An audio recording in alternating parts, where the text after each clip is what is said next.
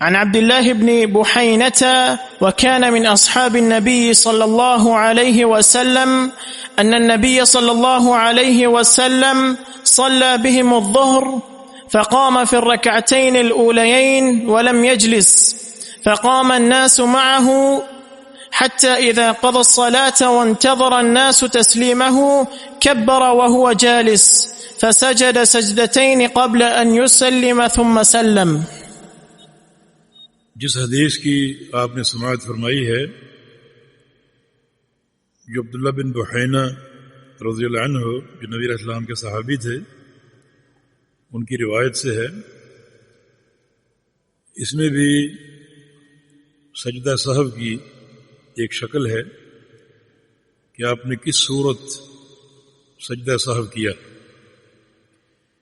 جو حدیث گزری اس میں آپ نے پڑھا کہ آپ نے رباعی نماز یعنی 4 رکعت والی نماز میں 2 رکعت میں سلام پھیر دیا، اور پھر جب آپ کو بتایا گیا تو آپ صلی اللہ علیہ وسلم نے نماز پوری کی اور پھر سلام پھیرا اور 2 سجدہ سہو آپ نے فرمائے اور پھر سلام پھیر کر آپ فارغ ہوئے. یہاں صورت یہ ہے، فرماتے ہیں کہ ان النبی صلی اللہ علیہ وسلم صلی بہم الظہر، رسول اللہ صلی اللہ علیہ وسلم نے صحابہ کو ظہر کی نماز پڑھائی.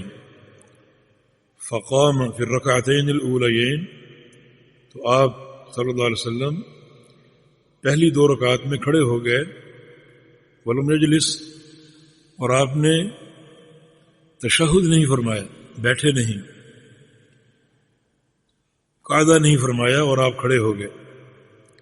فقام الناس معه، لوگ بھی آپ کے ساتھ کھڑے ہو گئے. حتی اذا قضى الصلاة، حتیٰ کہ جب آپ نے نماز پوری کی. وانتظر الناس تسلیمہ، اور لوگ آپ کے سلام پھیرنے کا انتظار کر رہے تھے. کبر، آپ نے تکبیر کہی. وہو جالس، آپ بیٹھے ہوئے تھے.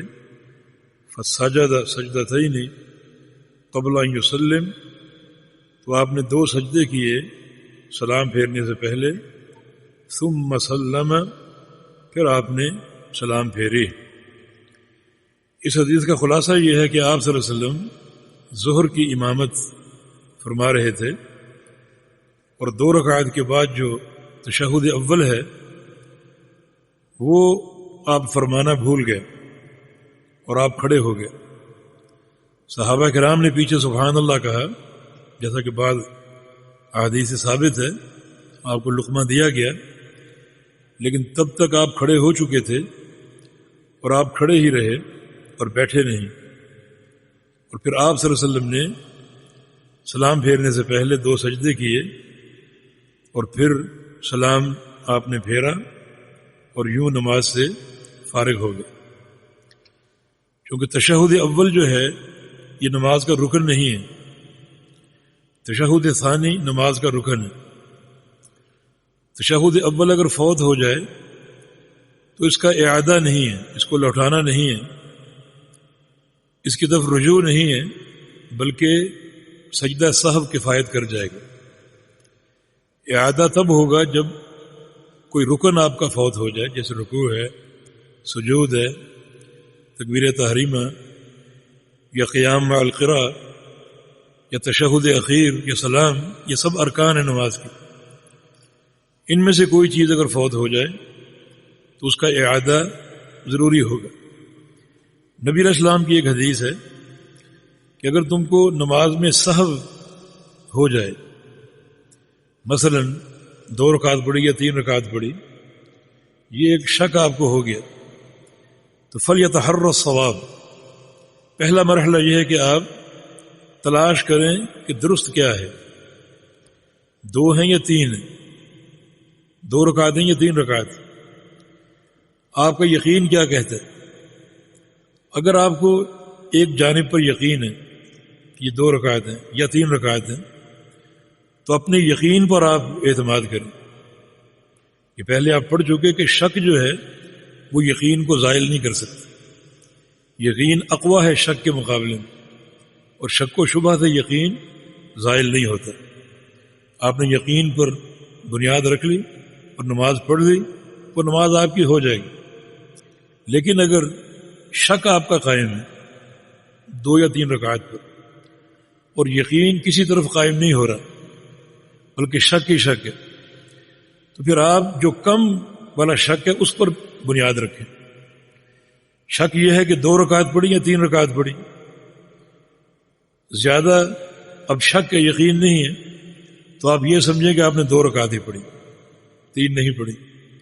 اب 2 رکعت پر آپ بنیاد رکھ کے اور باقی 2 رکعتیں ادا کریں، اور سلام پھیرنے سے پہلے سجدہ سہو کر لیں۔ رسول اللہ صلی اللہ علیہ وسلم کا فرمان ہے اگر اس طرح 2 شکلیں، یہ تو آپ کی 4 رکعت پوری بنیں گی یا 5 بن جائیں گی۔ ہو سکتا ہے آپ نے 3 پڑھی ہو، آپ نے بنا 2 پہ رکھ لی، تو یا تو آپ کی 4 رکعت پوری ہوں گی یا 5 رکعت ہوں گی۔ اگر آپ کی 5 رکعت ہو گئی تو آپ گھبرائیں نہ، یہ 2 سجدے 6ٹھی رکعت کے قائم مقام ہوں گے، اور اس طرح آپ کی نماز جفت ہو جائے گی، اور اللہ تعالیٰ آپ کو 6 رکعت ادا کرنے کا ثواب دے گا۔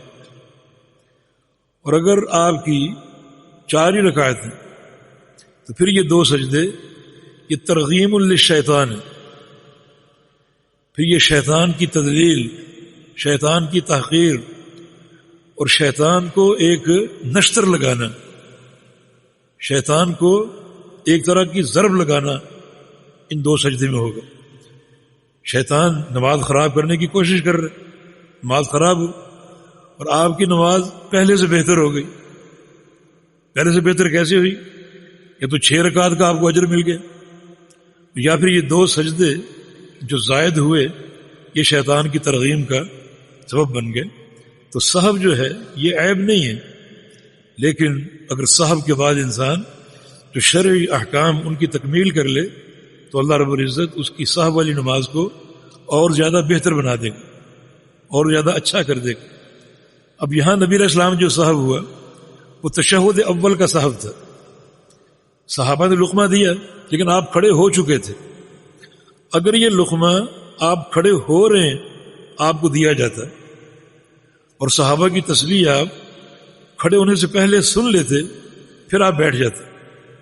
حکم یہ ہے کہ اگر لقمہ آپ کو دیا گیا یا آپ کھڑے ہو رہے ہیں تشہد کے بغیر اور قیام سے قبل آپ کو یاد آ گیا کہ آپ نے تشہد کرنا ہے تو آپ بیٹھ جائیں۔ اگر پورے کھڑے ہو چکے ہیں پھر بیٹھنے کی ضرورت نہیں ہے، کیونکہ تشہد اب رکن نہیں ہے، اب اس کی طرف رجوع کی ضرورت نہیں، بلکہ اس کا اب حل یہ ہے کہ آپ سلام پھیرنے سے پہلے 2 سجدے کر لیں، جیسا کہ نبی علیہ السلام سے ہوا، اور آپ صلی اللہ علیہ وسلم نے 2 سجدے کیے اور پھر آپ نے سلام پھیرا۔ اب یہ دونوں حدیثیں آپ نے پڑھی ہیں، پہلی حدیث میں پہلے سلام ہے پھر سجدے ہیں، اس حدیث میں پہلے سجدے پھر سلام۔ یہ تضاد نہیں ہے بلکہ یہ اختلاف تنوع ہے، دونوں صورتیں درست ہیں۔ آپ سجدے قبل سلام بھی کر سکتے ہیں اور بعد سلام بھی کر سکتے ہیں، واللہ تعالی اعلم۔ جی